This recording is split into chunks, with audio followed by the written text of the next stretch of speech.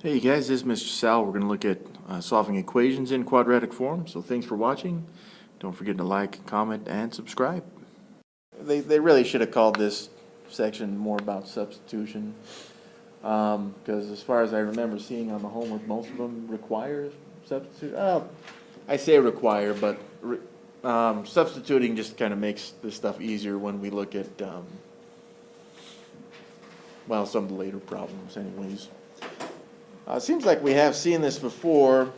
So our general form, or standard form for the quadratics, right, was ax squared plus bx plus c equals 0 or y or whatever. But now they're going to change it so that it doesn't look formally like x squared and x. But what we should notice is that the coefficient of, the power of x in the leading coefficient is going to be 2 of the other power. It's just going to be double that, okay? That allows us to replace, well, x to the power of, this is abstract now, right? X to the power of 2p with just a u value. P. So this is now going to be u. And then x to the power of 2p would be u squared. Now when we substitute, that's going to make factoring easier for us. But we have to remember to go back in the end and replace the u. We see that often on tests where we just factor it, we feel good about it because we love factoring now, because we found out how much we hate imaginary numbers, right? That we forget to replace the u, but just don't forget to replace the u. Z to the power of 4th minus 25z squared plus 144. Now again, that leading term we see is the exponent is double what the middle term is, right? So this z squared, I'm going to say that equals u. Now if I squared both of these, which we've seen before, right? Z squared to squared would be z to the 4th, and u squared is just u squared. So now I have something to replace not only z to the power of 2, but also z to the power of 4th with. And my new formula, equation, becomes u squared minus 25u plus 144. And yeah, that equals 0. It is possible that in some of your classes they're going to say you have to write the word let. Let u equals z squared. That's a small formality to me. Whatever's good, okay? This now becomes a trinomial, polynomial, whatever, that, well, it should be pretty easy to factor, okay? So I need two factors of 144 that add up to 25, right? So yeah, negative 9 and negative 16 would give us that negative 25. So since the coefficient of u squared is 1, I got u minus 9 and u minus 16, and this equals 0, right? But I need to go back and now replace, since I factored this completely, I need to replace u back to z to the power of 2. And, you know, that looks pretty fancy itself, but it'd still be pretty difficult. Well, it wouldn't be too difficult to solve. However, we do need to understand that we have the difference of squares in both of these. So we need to solve both of them. Well, we should factor them, I should say. So this first one, z is a perfect square, z squared is. And 9 is a perfect square, so I've got z minus 3 and z plus 3. And then, again, z squared is a perfect square. But so is 16. So I end up with z minus 4 and z plus 4. And this equals 0. So that's a lot of shortcuts. Well, to solve these, I'm going to make each one of them equal 0. So z minus 3, if that were 0, that would give me a solution. And solving that gives me z is 3. But if z plus 3 were equal to 0 as well, that would give me another solution. And that would be z equals negative 3. So two of my solutions. Then we got the z minus 4. If that equals 0, that would be true. So z is positive 4. But if we can get z plus 4 to be 0, that would also give us a true statement. So z also equals negative 4. So I've got 4 solutions in this. And just to save time, I mean, we're not going to show the checking on this, but you should. You should check this exactly 4 times, because we got 4 answers. You know, just to make sure that they do work in the original, right? Which, you know, you could plug that into a calculator pretty easily. What we got to worry about sometimes is if we get imaginary values sometimes, okay? We're looking at this one, same exact way as that last one, right? I've got this power of the middle term, and the power of our leading term is double that. Now it's negative, which, you know, I don't know. That really shouldn't be a big deal for us. Oh, now I see why they wanted us to do this first. I apologize. I should have read it. What u-substitution would you make to solve that? Well, this one, right, the coefficient was doubled here, so I would just say u is 5x plus 1, and we'd raise that to the power of negative 3. That's all they wanted on that one. All right, we kind of look at this one and think, well, what the heck is going on right here? What may help us to understand what is happening is to actually write the exponents for these. So, right, I've got x to the power 1 minus 4, but this x, the square root of x, is really x to the power of 1/2. Now, it's not necessary that you show this on a test, but hopefully this helps you understand, right, that 1, that power of x, is double the power of the square root of x, okay? So, what this allows us to do is to say, let u equals the square root of x. So again, if I were to square both sides, then u squared would be just a regular x on this. So, rewriting this now, I've got u squared minus 4u minus 12, which equals 0. And I need 2 factors of negative 12 to add up to negative 4, negative 6 and 2. So I've got u minus 6 times u minus 2. This equals 0. All right, well, now is the time to look at the substitution for these. And u was the square root of x, right? So I've got the square root of x minus 6. And I've got the square root of x plus 2. And this equals 0. So for both of these, if I can get the square root of x minus 6 to equal 0, that would give me a true statement. So the square root of x, if I can get it to equal 6, then we're good. So to solve this, I'm just going to square both of these. And I've got x equals 36. On the other hand, though, if I can get the square root of x plus 2 to equal 0, that would be good. And the square root of x would be negative 2, which can never happen. That one does not exist. So the only solution I have, oh, I didn't. Let's try that again. There we go. The only solution I have is 36. All right, here we go. So we got the fractions now, and we can see, right, this exponent for w in the leading term there is just double the exponent in the middle term right there. Okay, so that allows me, just formally, let, I'm going to say, well, we'll start with u. U will be w to the power of 1/3, and if we squared both of these, I'd get w to the 2/3 equals u squared. So now this allows me to do the substitution. So I've got u squared minus, if you want to show that 1 there, that's fine. But I've just got u minus 6 equals 0. So I need two factors of negative 6 that add up to that negative 1, negative 3, and positive 2.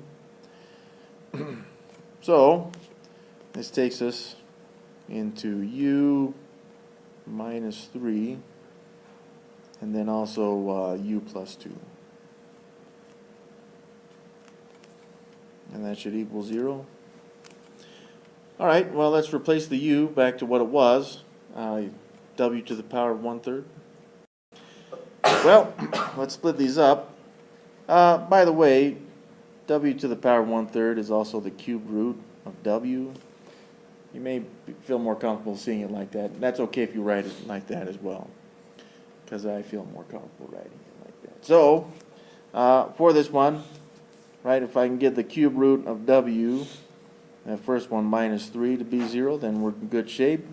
So the cube root of w, if we can get it to be 3, that's good. And all I'm going to do is cube both sides to get w is 27. But not only that, but if I can get the cube root of w plus 2 to be 0, then we're in good shape. And this means I need the cube root of w to be negative 2. Now don't stop there, right? Because in the last one it was the square root of something equals a negative. But for odd roots, that's okay. So I am going to cube both sides, and I get w is negative 8. Which is okay, all right? So I've got w is 27, w is negative 8. You should go back and check these, but, you know, we're not going to. We're good. All right. So in those last problems, if I remember right, we were just replacing u with just usually one term. However, it is possible for us to replace a full, well, polynomial expression, whatever, right? Because I've got 2w minus 3 quantity to the power of 1, and then 2w minus 3 also to the power of 2. That's what we're looking for, is that exponent doubled, right? So on this one, we'll just say let u equals the 2w minus 3. And if we squared both of these, right, I'd get u squared. And be careful, right, because some of us, we still want to do 4w squared minus 9. But that's not what, it's not going to be the same, all right?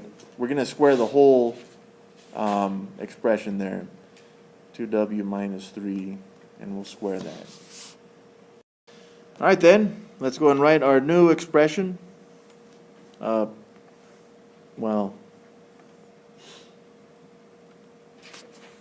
quadratic, whatever. This equals 0, u squared minus 3u plus 2. And we can factor this. Two factors of 2 that would add up to negative 3, negative 2, and negative 1. So, since the coefficient of u squared is 1, right, we've got u minus the 2 times u minus the 1, and we need this to equal 0. But now that we're substituting, right, because we've used substitution, we got to go back and replace u with that 2w minus 3. Well, these can be simplified as well, right? But in this first one, I've got negative 3 minus 2, which is negative 5, and then I've got negative 3 minus 1, which is negative 4. So now, if I can get that 2w minus 5 expression to be 0, that would be a true statement. So adding 5 to both sides, I get 2w equals 5. Dividing 2 on both sides, I need w to equal 5/2. But then I also need 2w minus 4 to equal 0. So 2w would equal 4. And then finally, dividing both sides by 2, I just got 2 on that one. And those are my two answers. Now some of you may be wondering, well, what if we just squared the 2w minus 3 in the beginning and got whatever that would be, and then distribute that negative 3, could you get this same thing right here? Yeah, you could. You could. But it's a little bit more work, which is why we like the substitution thing. Plus 7.4 is, well, it should be called substitution, which is why we used it.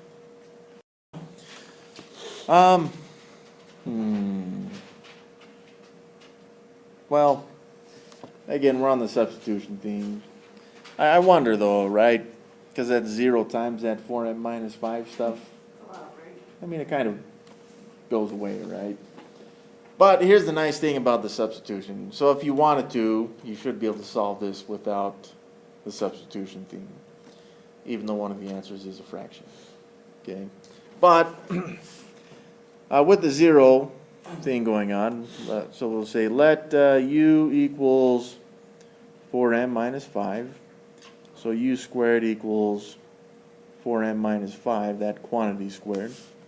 Let's rewrite this then. So I've got u squared minus 0u minus 1 equals 0, which really just is u squared minus 1 equals 0, which is the difference of squares. So no real need to factor on this one. I've got u minus 1 and then u plus 1. This can equal 0. But again, I need to go back and replace the u with the original expression, 4m minus 5. And this is minus 1. And then I've got the 4m minus 5. But this one is plus 1. Well, this should equal 0. Well, let's go ahead and simplify these. So I've got 4m minus 6 and 4m minus 4. That should equal 0. So, again, just splitting these up. If I can get 4m minus 6 to equal 0, that would be true. So 4m equals 6. And m, we'll simplify that into 3 halves. There's my first answer. But also, if 4m minus 4 would equal 0, that would also be true. So 4m equals 4. And finally, m equals 1. There's our solutions.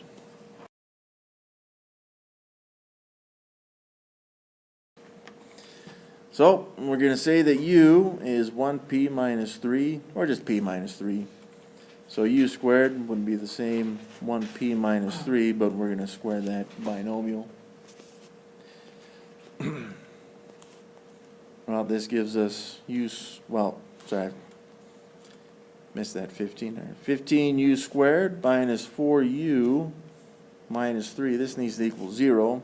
So we have a coefficient of u squared now that is not 1. So this is going to require factoring by grouping, right? So I've got 15 times that negative 3, which is negative 45. I need 2 factors of 45, negative 45, to add up to negative 4. Alright, so I've got those 2 factors. I'm going to split negative 4 up then into negative 9u and positive 5u. Well, looking back, we're going to factor these by grouping. And on that first term, I can factor out a u, but also a 3. Which gives me 5u minus 3. And on this other term, I can factor out a 1. So I've got 5u minus 3. Again, we want those 2 binomials to match so that I can factor out whatever that is. So we'll factor out that 5u minus 3 from both terms. And then whatever's left there, 3u plus 1. And this equals 0. Now that we got that factored out completely, let's go ahead and replace the u's with p minus 3. Now we'll distribute the 5 and the 3 into those parentheses. So there we go, 5 and 3 there. And then we'll simplify those. Well, once again, if I can get that 5p minus 18 to equal 0, then we're in good shape. So adding 18 to both sides, 5p equals 18. Divide both sides by 5. P is 18 fifths. If you want to write that as mixed number decimal, I'm okay with that. But I don't want to, because I'm good with the improper fraction there. And then also, if we can get that 3p minus 8 to equal 0, that'd be good. It gives us a true statement. So add 8 to both sides, and 3p equals 8. Now divide both sides by 3, and p is 8/3. There we go.